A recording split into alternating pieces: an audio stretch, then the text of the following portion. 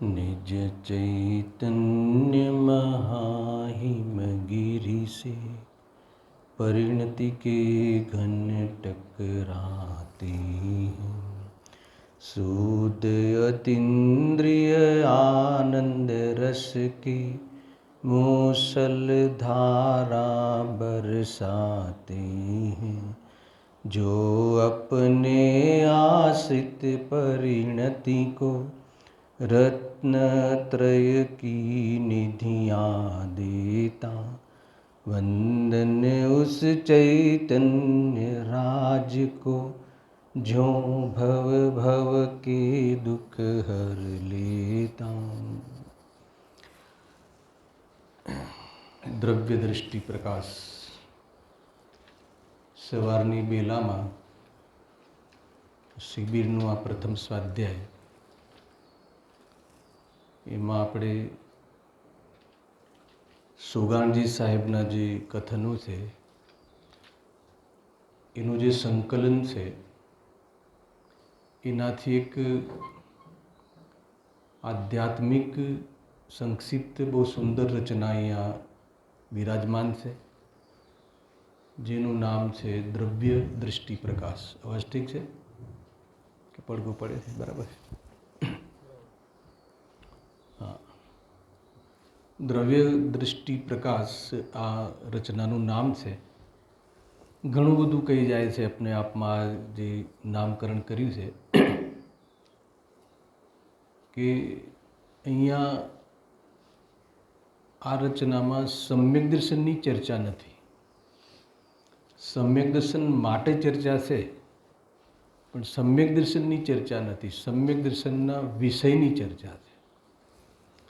સંપૂર્ણ જીનવાણીનું જે સાર છે, આત્મદર્શનનું જે આધાર છે, અનુભૂતિનું જે કારણ છે, એની ચર્ચા, દૃષ્ટિનો જે વિષય છે એનો પરિચય આ રચનામાં કરવામાં આવ્યો છે. એટલે સીધો કોઈ સમ્યક દર્શનનો પરિચય નથી કરાયો, પણ સમ્યક દર્શન, સાચું દર્શન, કોનું દર્શન, કેવી રીતે દર્શન, એના પહેલાં કોનું દર્શન કરવું જોઈએ, કોને આત્માને કેવી રીતે દેખવો જોઈએ, પોતાના સ્વરૂપને કેવી રીતે અનુભવ કરવો જોઈએ, એ તો મુખ્ય વાત છે. પણ એ સ્વરૂપની ચર્ચા છે કે જેના પર દૃષ્ટિ કરવાની છે. દ્રવ્ય દૃષ્ટિ પ્રકાશ. ગઈ વખતે બી આપણે આ 2 વર્ષ પહેલાં જે અંતિમ હતી આપણી શિબિર, લાસ્ટ શિબિર, એમાં આપણે આ જ બોલ ઉઠાવ્યો હતો. મારા ખ્યાલથી આખી શિબિર આ બોલ ચાલ્યો હતો લગભગ. ફરીથી રિવિઝન કરીશું અને આગળના બોલો ઉપર આપણે વિશેષ ચર્ચા કરવાનો આપણો વિકલ્પ છે. એમાં એમ કહે છે કે દ્રવ્ય દૃષ્ટિ પ્રકાશ 3 શબ્દ છે ને, એમાં ઘણું બધું કહી જાય છે. તો દ્રવ્યમાં શું લેવું છે, દ્રવ્ય એટલે શું, હે ને? હવે આ તમે દ્રવ્ય ગુણ પર્યાય ને એ બધી ચર્ચા હાલ અપેક્ષિત નથી. દ્રવ્ય દૃષ્ટિ પ્રકાશમાં દ્રવ્ય એટલે હું સ્વયં, પોતે. ખ્યાલ જગદીશભાઈ લખી રહ્યા છો બરાબર? જેના પર દૃષ્ટિ કરવાની છે એવું દ્રવ્ય. પછી એમાં જે આધ્યાત્મિક શૈલી ને, નય શૈલી ને, પ્રમાણ શૈલી ને, એ બધી એમાં છે વાતો, નથી એમ નહીં. પણ એટલા બધા સિદ્ધાંત કથનોનો આધ્યાત્મિકમાં જે પ્રયોગ કર્યો છે સુગાણીજી સાહેબે, કે સીધો આત્મા દેખાય, આત્મા સિવાય બીજી કોઈ ચીજની અમારે કંઈ કામ નથી, અમારે બીજી કોઈ વસ્તુ સાથે કોઈ મતલબ નથી, એવી જાતિનો એમનો ટોન છે, એમના બોલનો ટોન છે, અદ્ભુત છે. પૂરા વિશ્વમાં મારે પરમાત્માનું પણ કંઈ કામ નથી, એવી અંદરમાં સાહસ અને એવી વિચારશૈલીનું સાહસ એમને રજૂઆત કરી છે. મારે વાસ્તવમાં કોઈની જરૂર નથી. અરે મંદિરમાં બિરાજમાન, સમોષણમાં બિરાજમાન સિમંદર ભગવાનની તો મારે જરૂર નથી, પણ મારી પર્યાયમાં પરમાત્મા પદ પ્રગટે એની પણ મારે જરૂર નથી. એવી જાતની આ શૈલી છે. યદ્યપિ એમાં કોઈ વિરોધ નથી, કોઈ વાસ્તવમાં આમાં સ્વચ્છંદપણું નથી, બહુ સ્વાધીનપણું બતાવ્યું છે. કેમ કે જે થાય છે એની તરફ જોવાની જરૂર નથી. જે હું છું એની તરફ જોવાની જરૂર છે. થાય છે, થઈ જશે, એ બધી પર્યાયની વાતો છે, ના નથી. પણ એના પહેલાં એક મોટી વાત કરી લઈએ કે હું છું. અને હું શું છું? તો હું છું. હું છું પર બધું આવી જાય. હું છુંમાં શું નથી આવતું? હું છુંમાં સ્વાધીનતા આવી જાય છે, સ્વતંત્રતા આવી જાય છે, શુદ્ધતા આવી જાય છે, અજર અમરપણું આવી જાય છે, અનાદિ અનંતપણું આવી જાય છે. હું છુંમાં સંપૂર્ણ આનંદનો આધાર આવી જાય છે. એની ચર્ચા છે આમાં. એનો પરિચય છે. એના પરિચય વગર અનુભૂતિ સંભવ નથી. એનો પરિચયનું નામ જ અનુભૂતિ છે. એને અલગ અલગ પ્રકારે આનું વર્ણન તમે જેટલી વખત આ બોલ લેવડાવશો, જેટલી વખત, તો એનું અલગ અલગ શૈલીથી ચર્ચા આવશે. કારણ કે તમારી સાંભળવાવાળાની પણ ગંભીરતા વધે, બોલવાવાળાની પણ ગંભીરતા વધે. હે ને? એટલે હંમેશા, કેમ કે પૂરા જીવન દરમિયાન જેના પ્રત્યે આપણે વફાદાર રહેવાનો નિયમ કરીએ છીએ અને પ્રયાસ કરીએ છીએ, તો સ્વાભાવિક છે કે જીવની ગંભીરતા એમાં વધતી હોય છે. હે ને? વાત તો એની જ છે. તમે ગમે ત્યારે શિબિર કરશો તો આનાથી બીજી વાત શું આવશે? હે ને? એ છે. પણ ગજબની વાત એ છે કે આ 7મો પ્રયોગ છે કે 6ઠ્ઠો? 6ઠ્ઠો પ્રયોગ છે. હે ને? છતાં બી હજુ આપણે ચર્ચા કરી રહ્યા છીએ. એમ ખ્યાલ આવ્યો ને? 6ઠ્ઠીનો લેખ છે આ વખતે, ધ્યાન રાખજો. બરાબર? 6ઠ્ઠી જે શિબિર ચાલી રહી છે, આપણે વાત ચાલી રહી છે કે દ્રવ્ય દૃષ્ટિ પ્રકાશ, એ જે રચનાનું નામ છે, એમાં શું સૂચના છે, શું પ્રેરણા છે? તો એમાં જે દ્રવ્ય શબ્દ પડ્યો છે, દ્રવ્ય શબ્દનો સીધો અર્થ હું, સ્વયં, પોતે, અક્ષય કોષ, અનંત શક્તિઓનો ભંડાર, ત્રિકાલી ધ્રુવ ભગવાન આત્મા, એ જ આખી ચર્ચા છે. અનાદિ અનંત સકલ નિરાવરણ પ્રત્યક્ષ પ્રતિભાસમય એક અખંડ શુદ્ધ પરંપરાનામિક ભાવરૂપ લક્ષણ જેનું છે, એવું નિજ તત્વ, એવું શુદ્ધાત્મા તત્વ, એનું નામ છે દ્રવ્ય. હે ને? પછી એને નવમાં બેસાડો, દ્રવ્યાર્થિકનો વિષય દ્રવ્ય, શુદ્ધનેનો વિષય દ્રવ્ય. એની ચર્ચા આપણે વિસ્તારથી કરતા હોઈએ છીએ કે દ્રવ્ય કેટલી જગ્યાએ શબ્દ આવે છે. લઈ લઈએ આપણે, અમુક નવા બી હશે અમુક દ્રવ્ય. તો એક તો 6 દ્રવ્ય, 2 મિનિટ ચર્ચા કરીશ. અધ્યાત્મની જે શૈલી છે અલગ છે, પણ છતાં એક આગમ શૈલીની પણ થોડીક સાથે સપોર્ટિંગ જોઈએ. ને દ્રવ્ય કેટલા? 6. તો એમાં 6 દ્રવ્યમાં જે દ્રવ્ય કહ્યું એ દ્રવ્ય. પછી હર વસ્તુ દ્રવ્ય ગુણ પર્યાયમયી છે, દ્રવ્ય પર્યાત્મક છે, એમાં એક દ્રવ્ય શબ્દ આવે છે ને. દ્રવ્ય ક્ષેત્ર કાલ ચતુષ્ટયમાં એક શબ્દ દ્રવ્ય. બરાબર છે? તો અનેક જગ્યાએ દ્રવ્ય શબ્દ છે. તો અહીંયા જે દ્રવ્ય શબ્દ છે, શુદ્ધનેનો વિષયભૂત દ્રવ્ય, પ્રમાણનો વિષયભૂત દ્રવ્ય. અહીંયા કંઈ બી ચર્ચા ના કરીએ અને એક શબ્દમાં કહું તો અહીંયા દ્રવ્યમાં જીવ તત્વ લેવું છે. ખ્યાલ આવે? જીવ દ્રવ્ય નથી લેવું. જીવ દ્રવ્યનું જે તત્વ છે, જીવ દ્રવ્યનું જે સ્વરૂપ છે, એની ચર્ચા છે. એ રીતે અહીંયા કહી શકાય. અર્થાત તો વસ્તુનો દ્રવ્ય સ્વભાવ લેવો છે. 2 પડખા છે ને, એક દ્રવ્ય સ્વભાવ, એક પર્યાય સ્વભાવ. દ્રવ્ય પર્યાત્મક વસ્તુ, તો જે ટકવાવાળો વિભાગ છે, જે હંમેશા કાયમી ટકે છે, કાયમી રહે છે, બદલાવા છતાં પણ ટકે છે, બદલવા છતાં પણ એવો ને એવો રહે છે, એનો એ રહે છે. એવો જે વસ્તુનો ત્રિકાળ સ્વભાવ છે, વસ્તુમાં ત્રિકાળ શક્તિનો પુંજ છે, જે વાસ્તવમાં ભાવ પક્ષ છે. અનેક રીતે લીધું છે. હું તમને એક સાથે બધા કથનો કહી દીધા. વસ્તુનો જે ભાવ પક્ષ છે, કેમ ભાવ પક્ષને ઊભો કર્યો? કે કોઈ બી ચીજની પહેચાન કરવી હોય તો ભાવ પક્ષથી થશે. એ સામાન્ય લોજિક છે. કોઈ બી વસ્તુનો, મરચાંનો પરિચય કરવો હોય તો તીખાશ એનો ભાવ છે, સાકરનો પરિચય કરવો હોય તો મીઠાશ એનો ભાવ છે. હે ને? જેમાં મીઠાશ છે, સાકર છે. તો ભાવ પક્ષ જે છે ને, એ ભાવ પક્ષ ઊભો કર્યો છે. એટલે જ્ઞાયક ભાવ એક ભાવ છે. અને જ્ઞાયક ભાવ કહો, શુદ્ધાત્મા કહો, ભગવાન આત્મા કહો, હે ને? એની અને બહુ લાંબી ચર્ચાઓ છે આ 6 દ્રવ્યની, 7 તત્વની. આપણે લીધું હતું લાસ્ટ. દ્રવ્ય શું છે, તત્વ શું છે, પદાર્થ શું છે. અને અહીંયા કોની ચર્ચા છે? આપણે 8મો અધિકાર ચાલે છે ને, એની શરૂઆતમાં લીધું હતું બોરીવલ્લીમાં. તો અહીંયા દ્રવ્ય કહેતા બધી જ વસ્તુને ગૌણ કરીએ. બધી જ વસ્તુને ગૌણ કરીએ એટલે બધી વસ્તુના સારરૂપ વિચાર કરીએ, ગૌણ કરવાનો અર્થ એ છે, નિષેધ નહીં, સારરૂપ વિચાર કરીએ તો બધી વસ્તુમાં જેટલી બી એંગલથી સમજાયું એ વસ્તુમાં હું ક્યાં છું, હું ક્યાં છું, હે ને? એ હુંને શોધવો જરૂરી છે. હુંને શોધે છે એ બહુ મોટી મજબૂરી છે, હે ને? મારે પોતાને શોધવો પડે એ બહુ મોટી મજબૂરી છે. બહુ રોજ સવારે આવીને એને મારે વિચાર કરવો પડે કે હું કોણ છું, હે ને? એનું ખ્યાલ રાખવો પડે કે જે હું સ્વયં છું.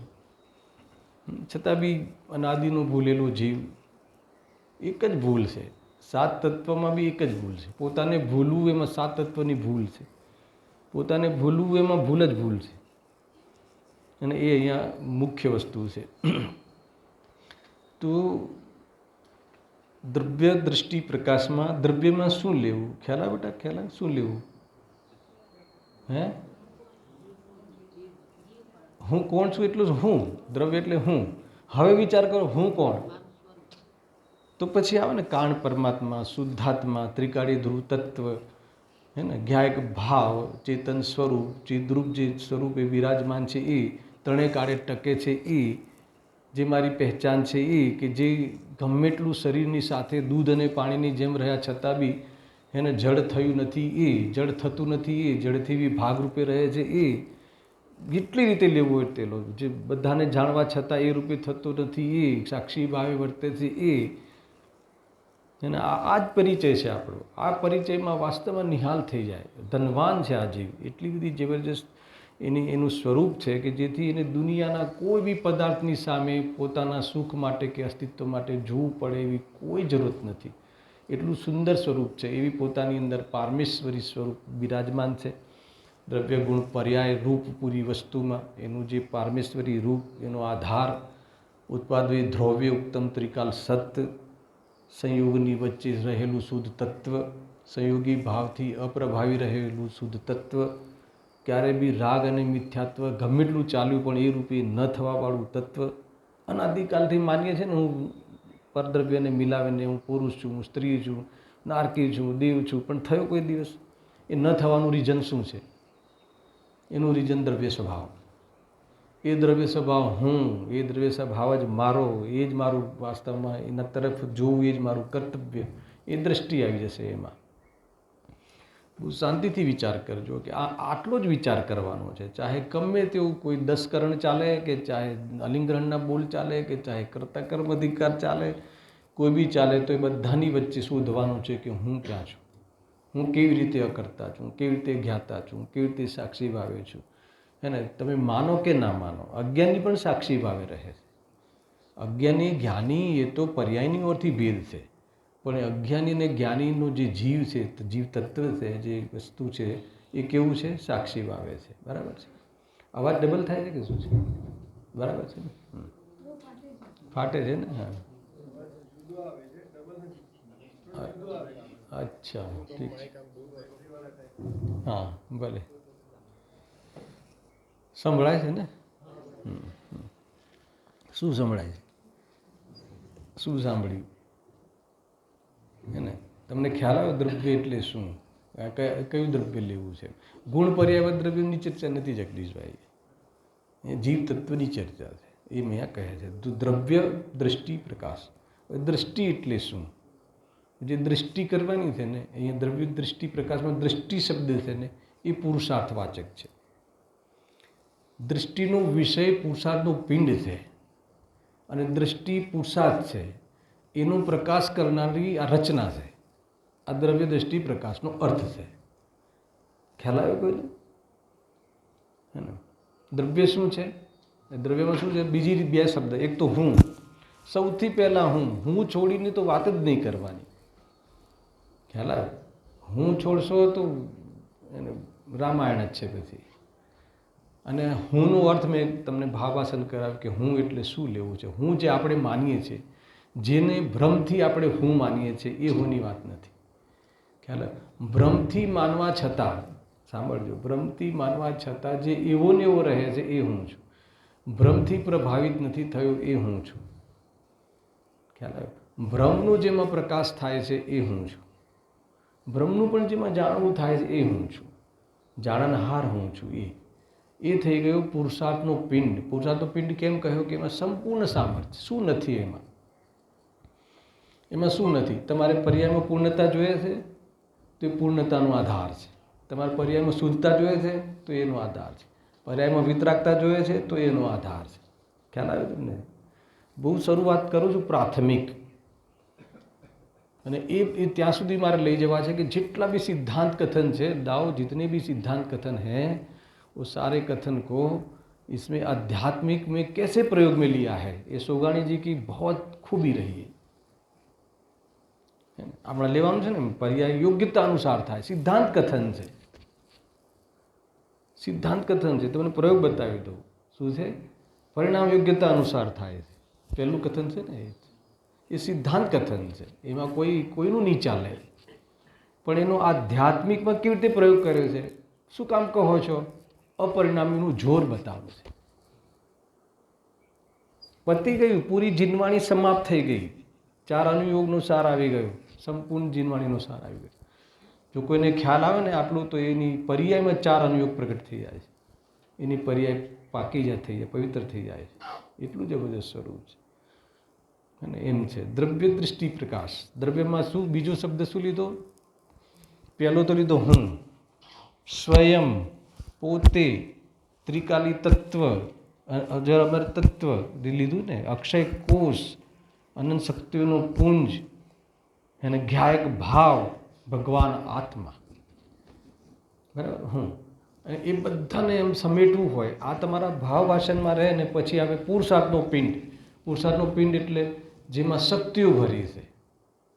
બરાબર છે? જેમાં કોઈ દોષ નથી, જેમાં કોઈ કમજોરી નથી, જેમાં કોઈ ખોટ નથી. ખ્યાલ આવે? એને ન જોવું એ ખોટ છે. એને અત્યાર સુધી ખોટ છે કે નહીં? તો આ રીતે ન જોવું એ ખોટ છે. અને એ ખોટને લઈને ક્યાં ક્યાં છીએ? 4 ગતિઓમાં ભમીએ છીએ. 84 લાખ યોનિનું પ્રવાસ કરી આવ્યા છે એ ભૂલીને. છતાં બે એજ ઇટ ઇઝ છે. એવો ને એવો છે. એ નિત્ય છે. ધ્રુવ છે એટલે એવો ને એવો છે, એનો એ જ છે. અને એવું ક્યાં સુધી છે? નિત્ય છે. ધ્રુવ છે, નિત્ય છે, એક છે, શુદ્ધ છે, કહીએ છીએ એ છે આ. હા, બીજો શબ્દ શું કીધું? પુરુષાર્થનો પિંડ. પુરુષાર્થનો પિંડ. પુરુષાર્થનો પિંડ ખ્યાલ આવે ને? પૂરું સામર્થ્ય. હું અને સામર્થ્ય. હું સ્વયં પરમાત્મા બનવાનું સામર્થ્યવાળું. હું આને એક શબ્દમાં કહું છું, બીજભૂત પરમાત્મા તત્વ. શું કહ્યું? બીજભૂત પરમાત્મા તત્વ. શક્તિ છે, પરમાત્મા બનવાની શક્તિ છે આ. હવે દ્રષ્ટિ. દ્રષ્ટિ એ પુરુષાર્થ છે ને. આપણે શું કરવાનું છે? સામર્થ્યમાં કંઈ કરવાનું છે નહીં. હું છું એમાં કંઈ કરવાનું છે નહીં. તો શું કરવાનું છે? જમીન બહુ સાદી ભાષામાં તો એનો પરિચય કરવાનો છે, એના તરફ જોવાનું છે, એનું લક્ષ્ય કરવાનું છે, એની શ્રદ્ધા કરવાની છે, એમાં સ્થિર થવાનું છે, એનું સ્વસંવેદન પ્રત્યક્ષ છે એનું ભાન કરવાનું છે. ખ્યાલ? આ બધામાં દ્રષ્ટિનું કમાલ છે. ખ્યાલ? પૂરા રત્નોથી એની સેવા કરવાની છે, પૂજા કરવાની. અષ્ટદ્રવ્યથી પૂજા કરવાની એ ભગવાનની, અને ભગવાન આત્માની રત્નત્રયથી પૂજા કરવાની. ખ્યાલ આવે કે એવો 170 તીર્થંકર વિધાન કરીશું ને તો એ ભગવાનનું જે પૂજન કરીશું એ શાનાથી કરીશું? અષ્ટદ્રવ્યથી. હે ને? કેટલી પરાધીનતા છે એમાં, કેટલી પરાધીનતા છે. બરાબર છે? અને ભગવાન આત્માની પૂજા શાનાથી કરવાની છે? રત્નત્રયથી. ખ્યાલ આવે? એટલું જ છે. એટલે જ્યાં સુધી એવો પુરુષાર્થ નથી થતો ત્યાં સુધી ભગવંતોના શરણમાં રહીને શીખીએ છીએ. તમને એમ લાગતું હશે કે અમે પૂજા કરીએ છીએ. મેં એને આખો શબ્દ બદલી નાખ્યો. આપણે શું શીખીએ છીએ? કે ભગવાન આત્માની પૂજન કેવી રીતે થાય એ શીખવા જઈએ છીએ. અવાજ ફાટે છે.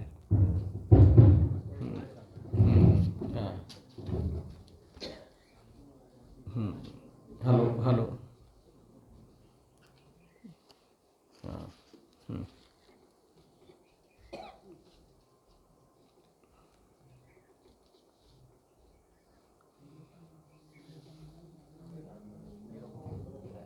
હાલો હાલો, હા ઠીક છે, બેસી જાઓ. હા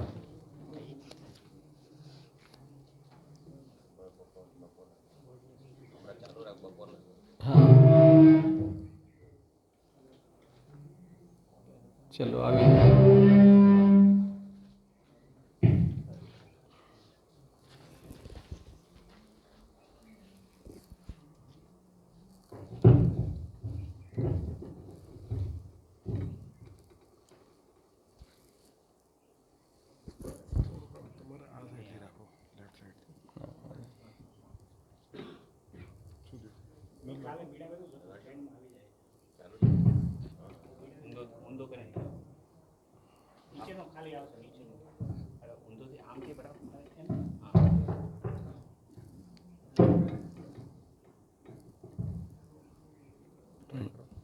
હલો હલો.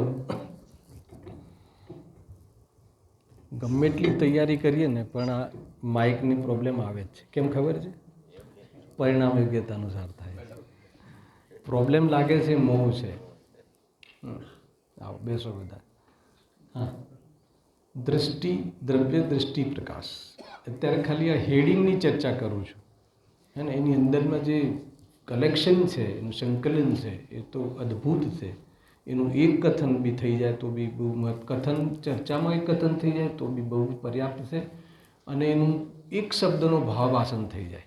કયા શબ્દનો? દ્રવ્ય એટલે હું. ખ્યાલ? દ્રવ્ય એટલે હું. એક તો એ શબ્દ લીધો. હુંમાં શું લેવું છે? હુંમાં શું લેવું છે? હું એટલે કોણ? જે આપણે ભ્રમથી હું માનીને બેઠા છીએ એ હુંની એ ચર્ચા નથી. એ તો ભ્રમ છે. એને અનાદિ અનંત જે દ્રવ્ય છે, અનાદિ અનંત ચૈતન્ય વસ્તુ છે, શુદ્ધાત્મા છે, એની અહીંયા ચર્ચા છે.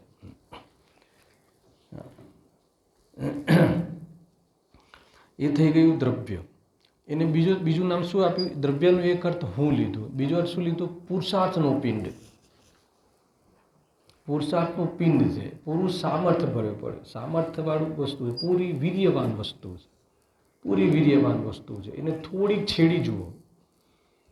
છેડવાનો અર્થ ખબર છે ને? થોડીક છેડી જુઓ તો પર્યાયની અંદર રહેલી સંપૂર્ણ જે ખોટ છે એ સમાપ્ત થઈ જશે. છેડવાનો અર્થ શું છે? એનો અનુભવ કરી લો, એનો પરિચય કરી લો, એનું જે સ્વરૂપ છે એનું સદ્ધાન કરી લો. સદ્ધાન કરેલું ક્યારે કહેવાય? કે એમાં સ્વસંવેદન પ્રત્યક્ષ કરીને જોઈ લો. સ્વસંવેદન પ્રત્યક્ષ છે એનું ભાન કરી લો અને એમાં સ્થિર રહીને થોડોક સમય અંતર્વ્રતકાલ સ્થિર રહીને દર્શન કરી લો.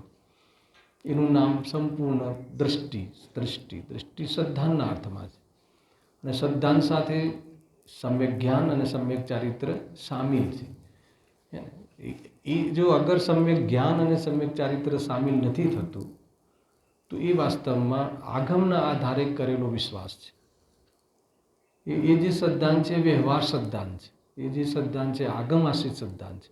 અત્યારે બધાને ખબર છે, અહીંયા બેસેલા દરેકને ખબર છે કે હું ચૈતન્ય સ્વરૂપ છું, હું ત્રિકાલ છું, હું પરિપૂર્ણ છું. કોને ખબર નથી? અહીંયા દરેકને ખબર છે. એ ખબર હોવીની વાત નથી. અહીંયા સ્વસંવેદન પ્રત્યક્ષપણે એનું ભાન હોવું જોઈએ.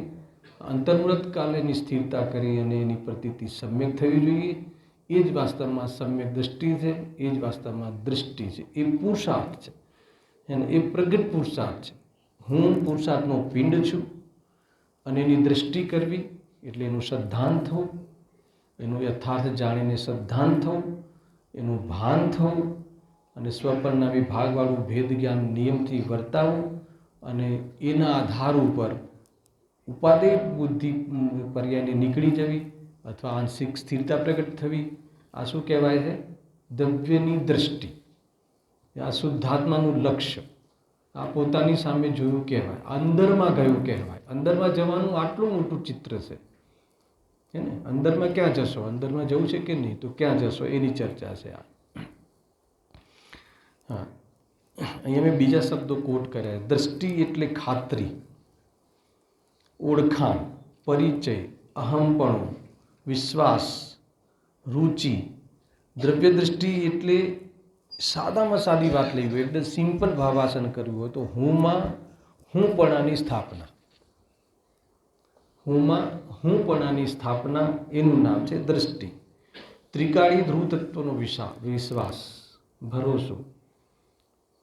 ભરોસાનો શું છે? ભરોસાનો અર્થ એ છે કે ગમે તેવો સંયોગ આવે, જે પણ દુનિયાના જે પ્લેટફોર્મ પર કેટલા બી નાચ જોવામાં આવે, પણ એ પોતાની ઓળખાણ સાક્ષીભાવપણે કરે અને નિરાંત અનુભવ કરે, એ જ વાસ્તવમાં શુદ્ધ તત્વનો વિશ્વાસ છે. એ જ આત્માનુભૂતિનું વાસ્તવમાં પરિચય છે. એ રીતે સમજવું જોઈએ. આપણે જેટલી કથનોમાં, જેટલી ચિંતનમાં આપણે વસ્તુઓ છે, એના આધાર ઉપર કોઈ ભ્રમમાં ના રહી જઈએ, એટલે આપણે આ પ્રમાણેની ચર્ચા અહીંયા કરીએ છીએ. હુંમાં હુંપણાની સ્થાપના. જો જે હું હોય, ખરેખર હું હોય, એમાં જ હુંપણાની સ્થાપના થઈ શકે છે. સાંભળજો, બહુ મોટી વાત કરું છું, બહુ ઊંચી વાત છે. જે ખરેખર હું છું, એમાં હુંપણાની સ્થાપના સફળ થાય છે. અને જે હું નથી ને હું માનીએ છે, એમાં હુંપણાની સ્થાપના કદીએ થતી નથી, હંમેશા ફેલ થાય છે. શું કહ્યું? આ કથનમાં પૂરેપૂરી ચર્ચા છે. જે ખરેખર હું છું, જે ખરેખર હું છું, એમાં હુંપણાની સ્થાપના થઈ શકે છે. એમાં હુંપણું થઈ શકે છે. જે મારી વસ્તુ છે, એમાં મારાપણું થઈ શકે છે. જે મારી વસ્તુ છે, એ મારી પોતાની વસ્તુ છે, એને હું નિશ્ચિતપણે અપનાવી શકું છું, એમાં આપનાપન કરી શકું છું. અને જે હું નથી અને હું લાગે છે, શું કહ્યું? એમાં હુંપણાની સ્થાપના કરવામાં આવે તો નિયમથી એને વિશ્વમાં દંડને પ્રાપ્ત થાય છે. ખ્યાલ આવે? અને આપણે બધા એ જ કરીએ છીએ. કોઈ કહે કે શું વાત કરો છો, અમે હુંમાં હુંપણું નહીં કર્યું હોય? તમે હુંમાં હુંપણું નથી કર્યું? કર્યું છે ને? કયો એ જીવ અહીંયા બેઠો છે કે જેને પોતાનામાં હુંપણું ના કર્યું હોય?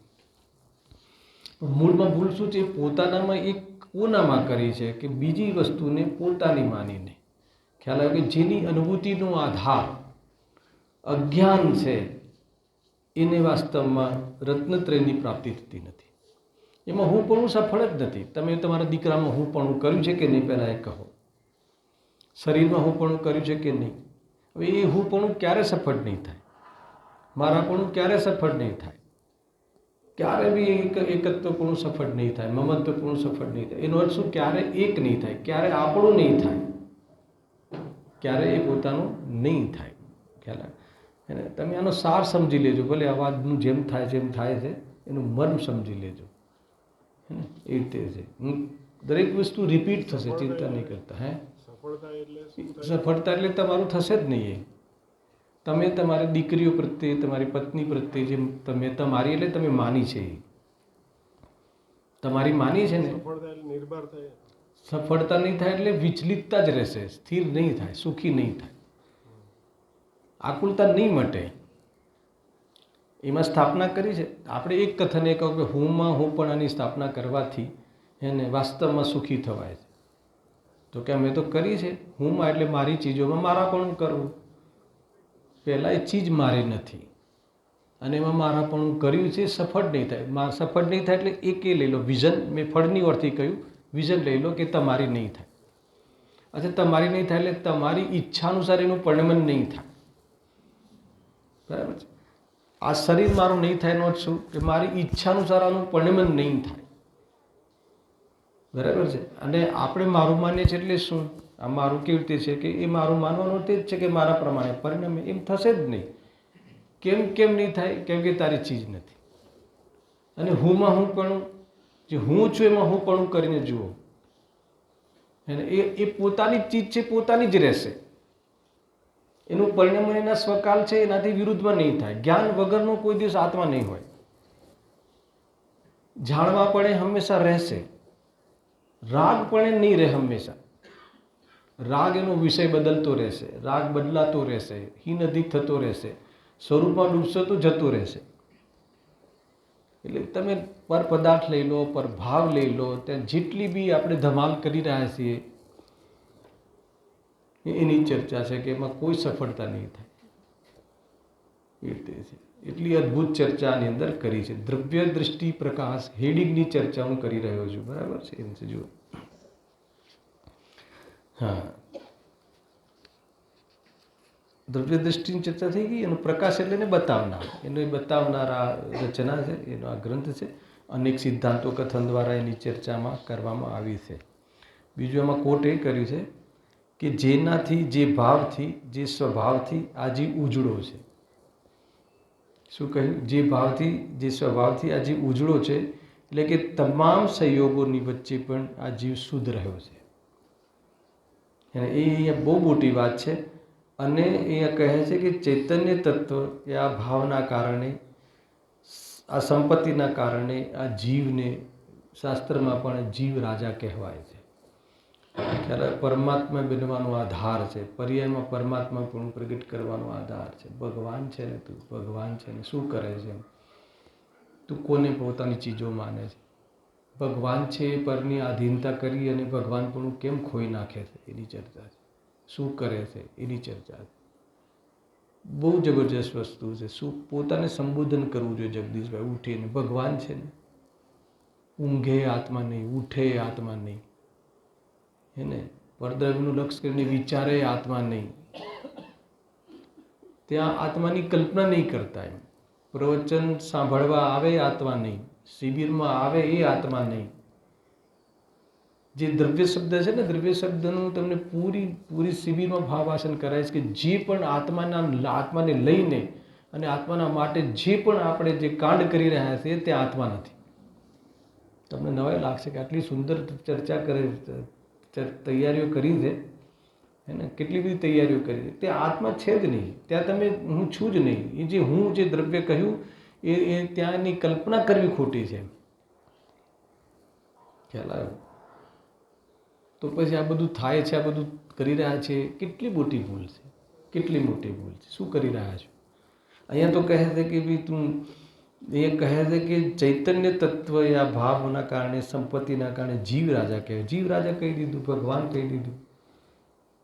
ખ્યાલ આવે? ક્યાંથી જોઈએ છે આપણને જે આપણે જ્યાંથી જોઈએ, જે દ્રવ્ય મેં સ્થાપના કરી અત્યારે સવારમાં, આપણે જે સ્થાપના કરી, જેની સ્થાપના કરવી છે એની ચર્ચા કરી. સ્થાપના કરી હોય તો બહુ અદ્ભુત વાત છે, પણ એની ચર્ચા કરી અને એમાં હું પણ આની વિધિ બતાવી. એ વિધિ જો તમને ગળે ઉતરે છે, એનો વિશ્વાસ આવે છે, તો તમને જે પણ કોઈ કાર્યોમાં આપણી કલ્પના કરીને આપણે બહુ સંતુષ્ટ અનુભવ કરીએ છીએ, એટલો મોટો અપરાધ કરીએ છીએ. જો અહીંયા આ ફિલ્ડમાં તો જે ક્લબોમાં ફરે છે, સાત વ્યસનોમાં ફરે છે, એની ચર્ચા તો આ સભામાં કરવાનો કોઈ મતલબ નથી.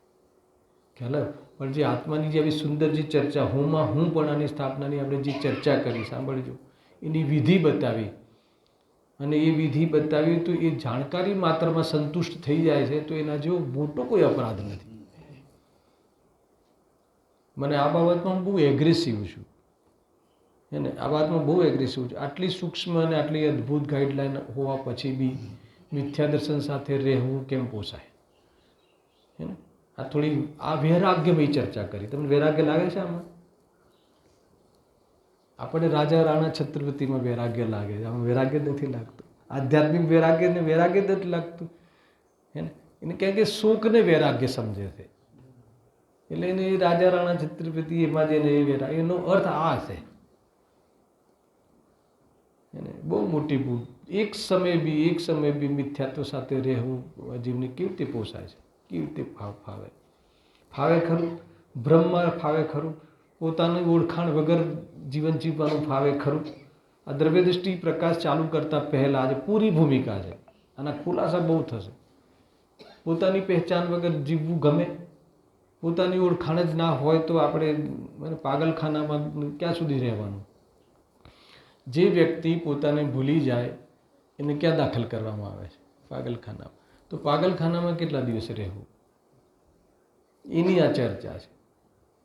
જીવ રાજા કહેવાય છે એમ કહે છે. વાસ્તવમાં જે શુદ્ધને એનો એટલો ઉપકાર છે, એટલી જબરજસ્ત આપણને એની પ્રેરણા આપી રહી છે, શુદ્ધને એટલું મસ્ત પ્રેરણા આપી રહી છે કે સહયોગી ભાવની વચ્ચે પણ તું શુદ્ધ છે, તારું કાંઈ બગડ્યું નથી. એ જે તું એની ઓળથી પોતાનો પરિચય રાખ, એ તારી સાચી ઓળખાણ રાખ, અને એક સમય માટે પણ તું દુઃખી થઈને બતાવ. ગેરંટી છે કે દુઃખી નહીં થાય. એની ઓળથી પોતાની ઓળખાણ અને પરિચય કરીને રાખ. એમ અદ્ભુત ચર્ચા અહીંયા કરવામાં આવી છે. 6:30 સુધી લેવું છે. તો એની અહીંયા વાત કરી છે. હવે આપણે સીધું એક બોલની આપણે સ્થાપના કરી લઈએ છીએ, એની ચર્ચા આપણે વિશેષ કરવી પણ છે. 3 થી 4 બોલની ચર્ચા કરવી છે. ટૂંકમાં તમે એ વસ્તુનો ખ્યાલ રાખજો કે આ જે સુગાણીજીના જે સિદ્ધાંત કથનો હે ને, મૌલિક સિદ્ધાંત કથનો, મૌલિક હે ને, અથવા જે આગમના સિદ્ધાંત કથનો મૌલિક શૈલીમાં કહી અને અધ્યાત્મમાં જે પ્રયોગ કર્યો છે, સીધો આત્માનો જે સાક્ષાત્કાર કરવામાં જે એમને થીમ બતાવી છે, જે વિધિ બતાવી છે, એ અપને આપમાં બહુ અદ્ભુત છે, ખરેખર અદ્ભુત છે. એકવાર વિચાર કરવા જેવો છે. તો સિદ્ધાંત કથન જો હમણાં બોલશે તો કહેશે અહીંયા જો પરિણામ યોગ્યતા અનુસાર થઈ જાય છે. બરાબર. આમ તો આમ એવું નથી લાગતું કે હાથ ઉપર કરી દીધા. આમ એવું નથી લાગતું કે આપણે પલાયનવાદ થઈ ગયા, એમ પલાયનવાદી થઈ ગયા. એમ થોડીક માઇનસ સાઈડ બતાવું છું તમને, પછી આનું જે ખાસ વસ્તુ બતાવું. એવું નથી લાગતું પરિણામ યોગ્યતા અનુસાર થઈ જાય. કોઈ છોકરો હોય ક્રોધ કરે, પરિણામ યોગ્યતા અનુસાર થઈ જાય છે. તો એવું નથી લાગતું કે આ જવાબદારીથી કોઈ હટીને વાત કરે છે. બરાબર છે. માન લો કે આપણે કોઈ વ્યવસ્થા જે પણ કઈ પ્રકારે થઈ, બસ લેટ પડી, હે ને, જે બી હોય, આપણે અર્પિતને પૂછીએ કેમ લેટ થઈ, કે પરિણામ યોગ્યતા અનુસાર થઈ જાય.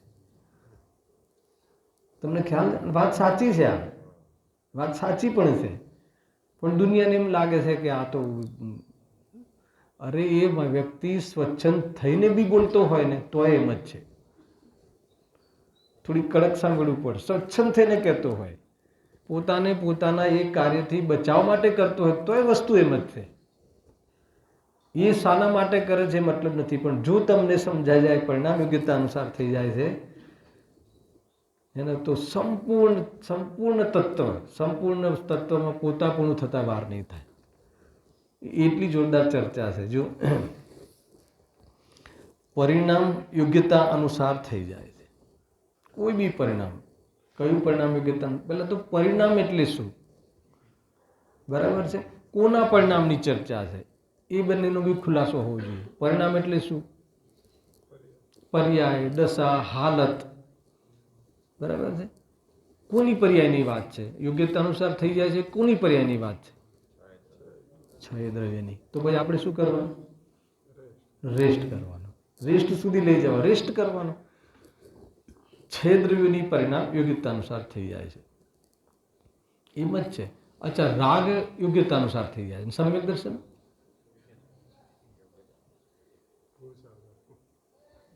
અરે એ બી યોગ્યતા અનુસાર થઈ જાય છે. યોગ્યતા અનુસાર થઈ જાય છે એનો સ્વીકાર જ પુરુષાર્થ છે. આગળ કહેશે કે આમ કેમ કહો છો, જો પછી આગળ કહ્યું ને, હું થોડુંક સામાન્ય અર્થ કરું છું. હું તે નથી. દિમાગ ફરી જાય ને ભૂપેન્દ્રભાઈ. હું તે નથી. જે થઈ જાય છે, જે થાય છે એવું ક્યારે ના હો. જે થાય છે એ હું કેવી રીતે હોઉં? જે છે એ હું હોઉં. થાય છે હું હોઉં કે જે છે એ હું હોઉં? થાય છે અને છે એમાં અંતર ખ્યાલ આવે છે? અચ્છા, એ ઠીક છે, એટલું તો સમજી લીધું. પણ થાય છે એમાં તો કંઈ દમ છે કે નહીં? યોગ્યતા અનુસાર થઈ જાય છે. થોડી માઇનસ સાઈડથી બી કીધું, કોઈ ગમે તે આનો દુરુપયોગ કરી શકતો જ નથી. ઊંડે સમજે તો એને 100% અહીંયા કહે છે કે અપરિણામીનું દર્શન થઈ જાય છે. અપરિણામી શબ્દ વાપર્યો છે. ઘણું બધું અહીંયા ચર્ચા કરવી છે આપણે, હે ને. માઇક કાલે સરખું કરી લેજો. પરિણામ યોગ્યતા અનુસાર થઈ જાય છે. એટલી વાત ઉડાવી દીધી કે હું તે નથી. હું તે નથી એટલે હું એટલો જ નથી. ખ્યાલ આવે? ખરેખર યોગ્યતાનું જો યોગ્યતા ના હોય ને તો થાય જ નહીં. આપણને રાગ થઈ જાય છે, પર્યાયમાં થાય છે ને, થઈ જાય છે, થાય છે, કરીએ છીએ, જે શબ્દ કેવો હોય કહો, પણ એ યોગ્યતા અનુસાર થઈ જાય. જો રાગ બંધ થવાની યોગ્યતા ના હોય ને તો નાશ થાય. રાગ થવાની યોગ્યતા કોને કોને નથી? એક તો જળને નથી અને અરિહંત સિદ્ધ ભગવંતોને થાય જ નહીં એમને. ભલે લોકાલોકને જાણે, ભલે એમના પૂર્વના અનંત ભવને જાણે, હે ને. કોઈને એમની સાથે બદમાશી કરી હોય લોક દ્રષ્ટિએ એને પણ જાણે, નિંદા કરી હોય એને પણ જાણે, પણ રાગદ્વેષ ન થાય. કેમ કે યોગ્યતા જ નથી. પોતાને ભૂલીને પરનું લક્ષ્ય કરે તો રાગ ન થાય તો શું થાય? પોતાને ઓળખીને સ્વરૂપમાં લીન થાય તો વિતરાગતા ન થાય તો શું થાય? તમને ખ્યાલ આવે છે? યોગ્યતા અનુસાર થઈ જાય છે. એટલી બધી મતલબ કે નિવૃત્તિ છે આ કથનમાં. પરિણામ યોગ્યતા અનુસાર થઈ જાય છે, એટલું મોટું વૈરાગ્ય છે કે વિતરાગતાને લાવે છે. એટલું મોટું ચિંતન છે આમાં. ખાલી શરૂઆત કરી છે મેં, ખાલી ભૂમિકાની રીતે. આખો બોલ વાંચી લઉં છું, કાલે આનો વિશેષ ખુલાસો હું કરી જોઉં. પરિણામ યોગ્યતા અનુસાર થઈ જાય છે. હું તે નથી, તેમાં કોઈને એમ લાગે કે શું પરિણામ જડમાં થાય છે અથવા નિશ્ચયાભાસ લાગે છે. એમ લાગે આ તો કંઈક કીધું ને મેં કથન, એમ લાગે કે આ તો જવાબદારીથી છૂટવા માગે છે. તો કહે છે કે પરંતુ કહીને એટલું જબરજસ્ત આનું ગૌણ કરે છે આ ચીજોને. પરંતુ આમ કહેવામાં તો અપરિણામીનું જોર બતાવવું છે. અપરિણામીનું જોર બતાવવું છે એનો અર્થ એ કહેવું છે કે પોતાના સ્વરૂપનું લક્ષ કરાવવું છે. તું ગમે એટલી યોગ્યતાઓ થઈ હોય, વિતરાગ થયો પર્યાયમાં જીવ એટલી વસ્તુ વિતરાગ છે એમ નથી. કે પ્રાગે વિતરાગી છે વસ્તુ, શરૂઆતથી જ વિતરાગી છે, સદાકાલ વિતરાગી છે, સ્વયં વિતરાગી છે. એને વિતરાગ પર્યાયમાં થયો એને એટલે તું વિતરાગી છે એમ નથી. અરે વસ્તુ વિતરાગી છે એટલે પર્યાયમાં વસ્તુ વિતરાગી થઈ એમ પણ નથી. આ તો એવી વસ્તુ છે કે જ્ઞાન બહારથી તો નથી આવતું, પણ જ્ઞાયકમાંથી બી નથી આવતું. એવી પર્યાયની સ્વતંત્ર સટકારક વસ્તુ છે. એનો અર્થ એ થઈ ગયો કે જ્ઞાન કરવા માટે બી પર્યાયે જ્ઞાયકની સામે જોવાનું નથી. આ અલગ થિંકિંગ છે. ઉપયોગને આત્મામાં વાળવો તો પડશે ને. છે જુઓ અહીંયા, એ ખાલી બોલ બતાવીને તમે ટેસ્ટ કરાવી દઉં. 170માં બોલ કાઢો જુઓ. હા, 171. ઉપયોગની અંદરમાં વાળવાની વાત છે ને. છેલ્લે ઉપયોગની દ્રષ્ટિ કરી દીધી એને. ઉપયોગને ક્યાંથી વાળવો છે બધા? પ્રશ્ન છે અહીંયા. આવા કેટલાય પ્રશ્નો છે આમાં. ઉપયોગને જગદીશભાઈ, ઉપયોગને પોતામાં વાળવો કે ન વાળવો? યોગ્યતા અનુસાર થાય છે. ઉપયોગની દ્રષ્ટિ કરી, આને લક્ષણની દ્રષ્ટિ કરી, એ અહીંયા ભૂલ છે. અચ્છા, શું કામ નથી વાળવો? બતાવો ક્યાંથી વાળવો છે? એવો ક્યાં ગયો છે કે વાળવો છે? વિચાર તો કરો. વિચાર જ કરતો ક્યાં ગયો છે ઉપયોગ? ઉપયોગમાં છે કે ક્રોધાદિમાં? અચ્છા, ક્રોધાદિમાં ક્રોધાદિ છે કે ઉપયોગ છે? આ બતાવો ક્યાંથી વાળવાનો છે? ખોટી મહેનત કરવી છે આ જીવને. મહેનત મજદૂરી સિવાય ફાવતું જ નથી આ જીવને. છેલ્લે આંખ બંધ કરીને ઉપયોગ વાળવા મથે છે કે જે ઉપયોગ બહાર ગયો હોય તો વળે ને. ત્યાંથી તો જો પહેલાં કે ક્યાંય ગયો છે. પર્યાય યોગ્યતા અનુસાર થાય છે, ઉપયોગ યોગ્યતા અનુસાર થાય છે. એવી જ્ઞાનની સ્વયંની યોગ્યતા છે કે અનેક પદાર્થોને નિખાલસપણે પ્રકાશે છે. અને એ જ્ઞાયક છતાં એ જ્ઞાયકપણે રહે છે. કોઈને જાણવાથી એ જ્ઞાયકનું બૂરું થતું નથી. એટલી સુંદર અદ્ભુત અપરિણામી તરફનું લક્ષ કરાવવું છે. અપરિણામી એટલે અપ્રભાવી, કોઈનાથી પ્રભાવિત થતું નથી વસ્તુ, એ બતાવવું છે. અચ્છા, આ બધું જાણવાથી શું થાય? બધી લપન ચપ્પન પંચાત બધી ઉતરી જાય. કેટલી પંચાત કરવાની? હું એ નથી કહેતો કોઈની નિંદા કરવી પંચાત. હું તો કહું છું હું જ્ઞાયક છું અને એમાં આમ છે. હવે કેટલી પંચાત કરશો? આરામ કરો ને, આરામ કરો. તમે જ્ઞાયક છો તો શું કામ બતાવું બધાને? કેટલી વાર માઇકમાં બોલીને કહેવું છે? એટલી અંદરમાં એના તરફની વાસ્તવમાં કહું છું કે એ તરફનું એ પ્રમાણે આપણને લગાવ ન હોવો જોઈએ. એટલી વસ્તુ તરફની ગૌણતા હોવી જોઈએ. ચિંતનની એટલી ગૌણતા હોવી જોઈએ. એ વાસ્તવમાં આત્માર્થની પાત્રતા છે. ત્યાંથી વાત શરૂ થાય. જ્યાંથી આપણે જોઈએ છે ને, એ તો એ ઠીક છે, બહુ પ્રેરણાદાયી વસ્તુ છે. એવું બી કહેશે વિદ્વાનો આવશે તમારે, હું બી કહીશ, હું બી વિદ્વાનમાં આવી જાઉં. એને વિચાર કરવો પડશે, આમ કરવું પડશે, તત્વ તરફ જોવું પડશે, એ બધી ચર્ચાઓ થશે. પણ આ પ્યોર ચર્ચા છે. આની કાલે તમને પરિણામ યોગ્યતા અનુસાર થઈ જાય છે. એ વાત સિદ્ધાંત કથા પૂરેપૂરી નિવૃત્તિની ઘોષણા કરે છે. સંપૂર્ણ નિવૃત્તિની ઘોષણા કરે છે પરિણામ યોગ્યતા અનુસાર. કેમ કે આપણે ટોટલું આપણું સામર્થ્ય પરિણામોને બદલવામાં, પરિણામને ટકાવવામાં, પરિણામને ફેરવવામાં, એને આપણે બીજા અનુસાર આપણું પરિણામ થાય એ કરવામાં, બીજાનું પરિણામ આપણે અનુસાર થાય એ પ્રમાણે કરવામાં આપણું ટોટલી પૌરુષ ચૂકી ગયા છીએ. આપણને આપણો પરિચય નથી. એને આ એટલી સિદ્ધાંત કથનો દ્વારા એને એની સિદ્ધિ કરવામાં આવે છે. તો અપરિણામીના શરણમાં જઈ અને આ જીવ સદાકાલ સંતોષ સદાકાલ સુખનો અનુભવ કરી શકે છે એવી ચર્ચા કાલે આપણે આને વિશેષ ખોલીશું. સહેજાનંદી શુદ્ધ સ્વરૂપી અવિનાશી હું આત્મ સ્વરૂપ. સહેજાનંદી શુદ્ધ સ્વરૂપી અવિનાશી હું આત્મ સ્વરૂપ. સહેજાનંદી શુદ્ધ સ્વરૂપ